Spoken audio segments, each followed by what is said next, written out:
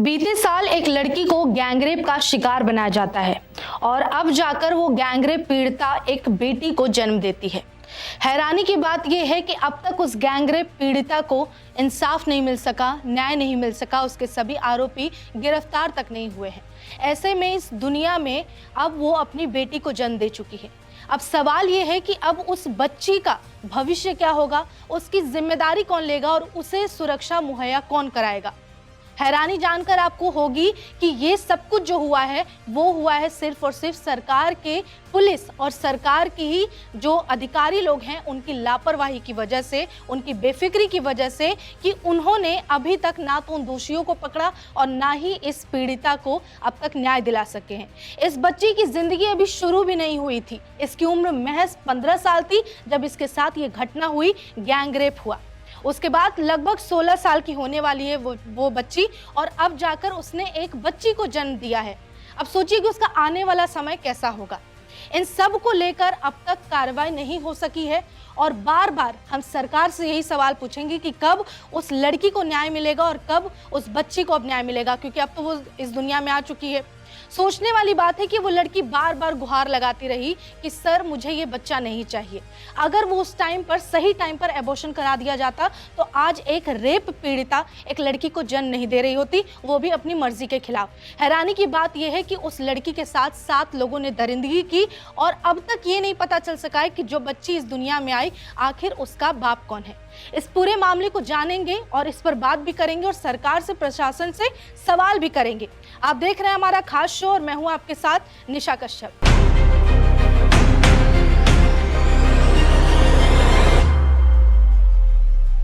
अब पूरी घटना की बात करते हैं कि ये मामला कहां का है। सबसे पहले बता दें कि ये वही पीड़िता है जिसके साथ ये घटना हुई है और ये पूरा मामला उत्तर प्रदेश के वाराणसी का है। वाराणसी के चौबेपुर थाना क्षेत्र की घटना बताई जा रही है, जहां किशोरी जहां रह रही थी। पिछले साल अब ले चलते हैं आपको 2024 में, जब ये घटना घटी, जहां ये पीड़िता रहती थी, ये 15 साल की नाबालिग बच्ची, उसी के गांव के 2 लड़कों ने उसको सबसे पहले घर से उठा लिया, यानी कि उसका अपहरण कर लिया, किडनैप कर लिया। उसके बाद उसे सुनसान जगह पर ले गए और वहां जाकर गैंगरेप किया पहले 2 लड़कों ने। उसके बाद उसे बंधक बनाकर रखा और बांध कर रखा कई दिनों तक। उसके बाद उसका जब मर्जी तब उसका रेप किया। उसके बाद फिर छोड़कर फरार हो गए। लेकिन जो घटना हुई, यानी कि जब रेप उसका किया जा रहा था, उस दौरान की उन दरिंदों ने फोटो बना ली और वीडियो रिकॉर्ड कर ली। उसके आधार पर उस पीड़िता को बार बार ब्लैकमेल किया गया और इतने से भी पेट नहीं भरा तो दोनों युवकों ने क्या किया कि ब्लैकमेल करते हुए अपने दोस्तों को भी लेकर गए और उनसे भी उस बच्ची का रेप करवाया। क्योंकि वीडियो था उनके पास, वो जब चाहे तब उस बच्ची को बुला सकते थे। अब 15 साल की बच्ची को ये सूझबूझ नहीं था कि वो क्या करे क्या ना करे। वो डरी सहमी बच्ची, जो वो ब्लैकमेलर, वो आरोपी, वो दरिंदे कहते रहे, ये बच्ची वो करती रही। उसके बाद कुल मिला के ये 7 लोग थे, 7 दरिंदे थे जिन्होंने बारी बारी से उस बच्ची का कई दिनों तक शोषण किया है और गैंगरेप किया है। उसके बाद फिर जब ये बच्ची थोड़ा हिम्मत दिखाना भी चाह रही थी तो उन दरिंदों ने उससे कहा कि अगर शिकायत की तो तुम्हें और तुम्हारे परिवार को जान से मार डालेंगे, सबको खत्म कर देंगे। उसके बाद गैंगरेप की जो पीड़िता है, महीनों बाद क्या हुआ कि उसकी तबीयत बिगड़ती है, तब उसे पता चलता है कि वो गर्भवती हो गई है उस गैंगरेप वाली घटना के कारण। उसके बाद फिर जो ये बच्ची है वो चाहे तो एक उम्मीद के साथ जाती हो उन आरोपियों के पास कि चाहे तो वो शादी कर ले या तो उस बच्ची का गर्भपात करा सके, मतलब एबॉर्शन कराया जा सके, ताकि जो भी उसके कोख में पल रहा है वो इस दुनिया में ना आ सके, क्योंकि वो खुद कलंकित हो चुकी है ऐसी घटना में। अब ऐसे में एक बच्चे को जन्म देकर उसके माथे पे ये कलंक नहीं पोतना चाहती थी, इस वजह से। लेकिन उसके बाद क्या होता है, पुलिस के पास गुहार लगाने के लिए पहुंच तो गए, लेकिन पुलिस क्या करती है, पुलिस उन लोगों को भगा देती है। वो कहती है कि गैर जाति का हवाला देकर उन जो पीड़ित है और उसके परिवार जब हिम्मत करके पहुंचते हैं थाने तहरीर देने, शिकायत लिखवाने पहली बार, तो सबसे पहले यूपी पुलिस की लापरवाही कहिए, नाकामी कहिए, या उन्हें शर्म आनी चाहिए इस घटना पे कि एक रेप पीड़िता अपनी आपबीती सुनाने पहुंची है, परिवार हिम्मत करके मामला दर्ज कराने पहुंचा और आप उसे भगा रहे हैं, जबकि वो उसका अधिकार है, किसी भी नागरिक का अधिकार है कि वो अपने लिए जाकर FIR करा सके, जो सबसे बेसिक चीज होता है किसी भी मामले में। उसके बाद क्या होता है, बहुत मशक्कत के बाद पुलिस आखिरकार उसका रिपोर्ट जो वो लिखवाती है, शिकायत कराती है, वो लिख लेती है। लेकिन पुलिस इसके बाद एक्टिव नहीं होती, बल्कि पुलिस बिल्कुल सक्रियता भूली जाती है। मतलब पुलिस इस मामले में कोई छानबीन नहीं करती, कुछ नहीं करती। पुलिस और नहीं तो क्या करती है, पीड़िता और उसके पूरे परिवार को थाने के चक्कर कटवा रही है। जो फिल्म सीरियल में आप देखते हैं, वेब सीरीज में देखते हैं, अक्सर कई बार वो सिर्फ फिल्म नहीं होता बल्कि हकीकत भी होती है समाज की। पुलिस वाले ये कराते हैं कई बार। यहाँ पे यूपी पुलिस ने भी यही किया, पीड़िता को, उसके परिवार को थाने के चक्कर लगाने पर मजबूर कर दिया। इस उम्मीद में ये थे कि न्याय मिलेगा। उसके बाद फिर एसओ ने चौकी इंचार्ज को जांच करने की बात कही।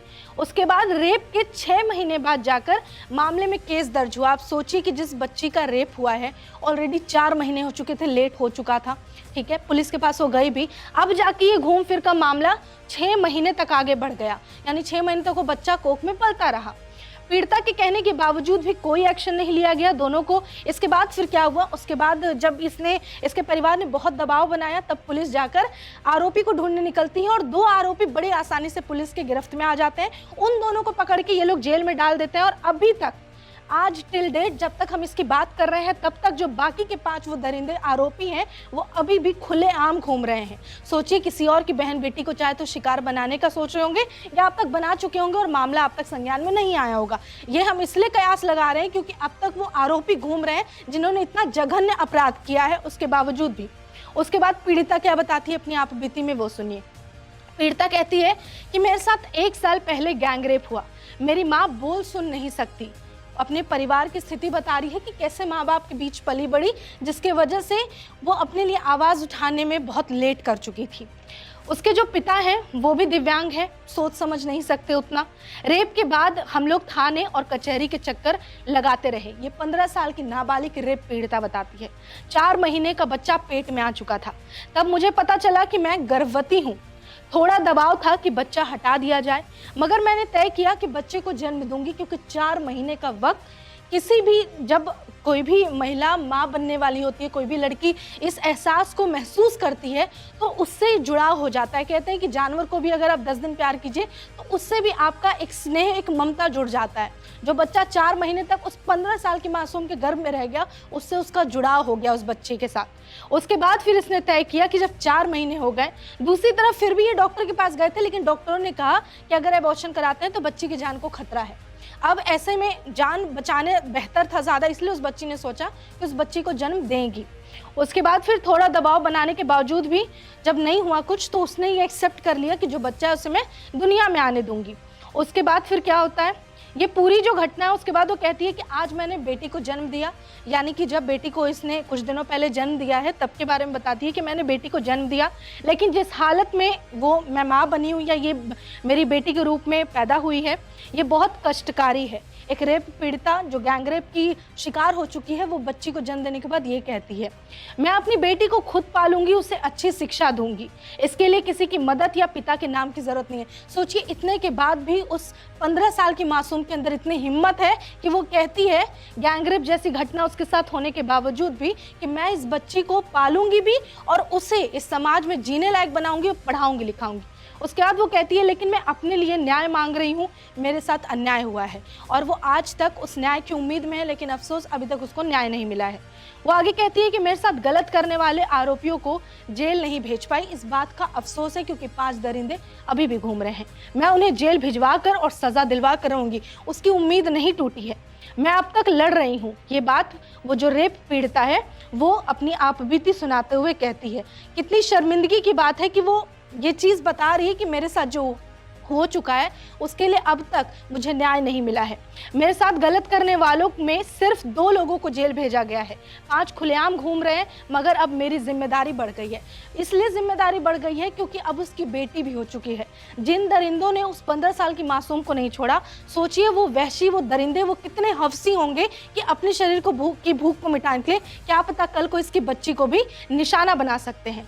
वो कहती है कि इस बेटी को अच्छी परवरिश देनी है, इसकी एजुकेशन पर काम करना है, भविष्य के लिए बाप के नाम की जरूरत नहीं है। क्योंकि अब 7 लोगों ने जिस बच्ची का रेप किया, अब ना तो उसे पता है कि वो उस बच्ची का बाप कौन है, और अगर पता चल भी जाए तो कौन सा नाम मिलेगा कि तुम्हारा बाप एक रेपिस्ट है। उससे बेहतर है कि वो बच्ची बिना बाप के नाम के ही इस दुनिया में जीती रहे। वो कहती है, इंसाफ के लिए कोर्ट में मेरी लड़ाई जारी रहेगी, लेकिन अब तक उसे न्याय नहीं मिल सका है। और सबसे बड़ी लापरवाही इसमें पुलिस की थी कि उसने सही टाइम पर ना तो एक्शन लिया, ना ही आरोपियों को ढूंढा और ना ही इस बच्ची को अब तक तक न्याय मिल सका है। उसके बाद देखिए इस पूरे मामले को लेकर जो पीड़िता की मामी है वो कहती हैं कि हमें प्रशासन, पुलिस और कोर्ट से न्याय की उम्मीद है। हम गरीब हैं इसलिए हमारी सुनवाई देरी से हो रही है। अक्सर लोग कहते हैं जो गरीब परिवार के होते हैं उन्हें न्याय नहीं ही मिलता, क्योंकि न्याय उनके लिए एक महंगी चीज़ है जो वो अफोर्ड नहीं कर सकते।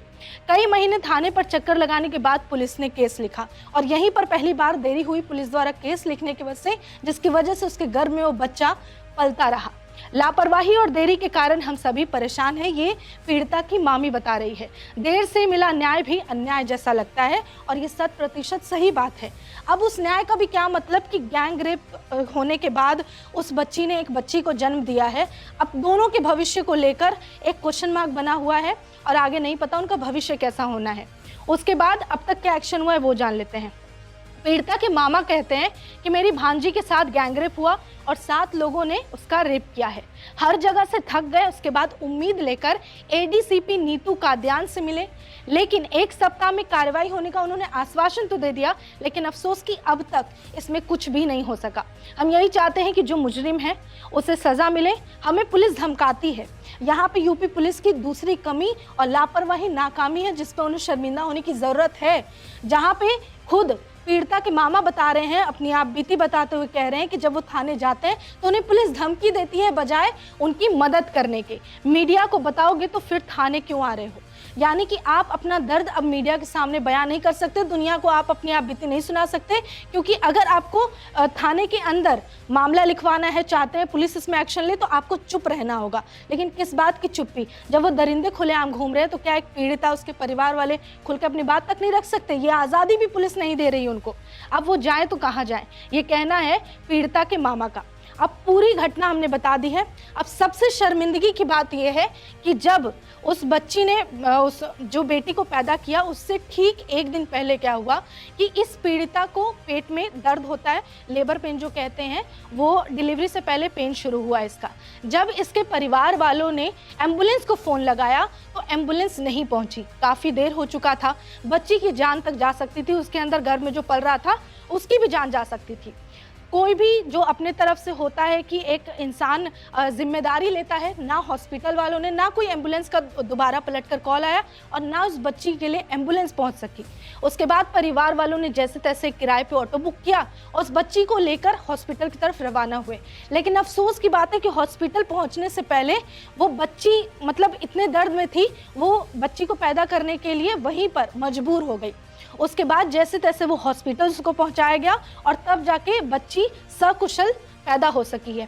अब सोचिए कि अगर इन पूरे मामले में गलती से भी उस लड़की की जान चली जाती, जिसके साथ ऑलरेडी इतनी यातनाएं उसे दी जा चुकी है, अगर उसकी जान चली जाती तो क्या इसके लिए यूपी की पुलिस, यूपी की प्रशासन, इनकी ये डॉक्टर की टीम, इनका सरकारी अस्पताल जवाबदेही ले पाता? जो अब तक उस पीड़िता को न्याय नहीं दिला सकता, वो पूरा जो सरकारी जंजाल है, जो भी है इनका कार्यप्रणाली, जो भी प्रोसीजर है, वो सबसे क्या इस बच्ची को न्याय मिल पाता? या जो कोख में बच्चा पल रहा है, क्या उसके हत्या की जिम्मेदारी ये ले पाते?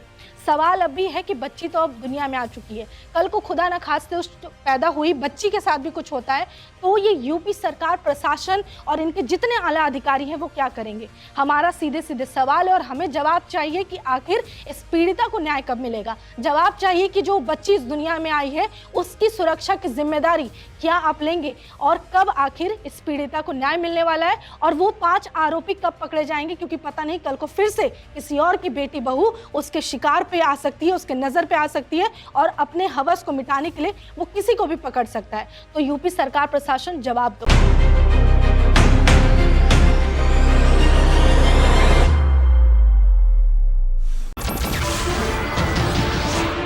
नमस्कार, मैं हूं मानक गुप्ता।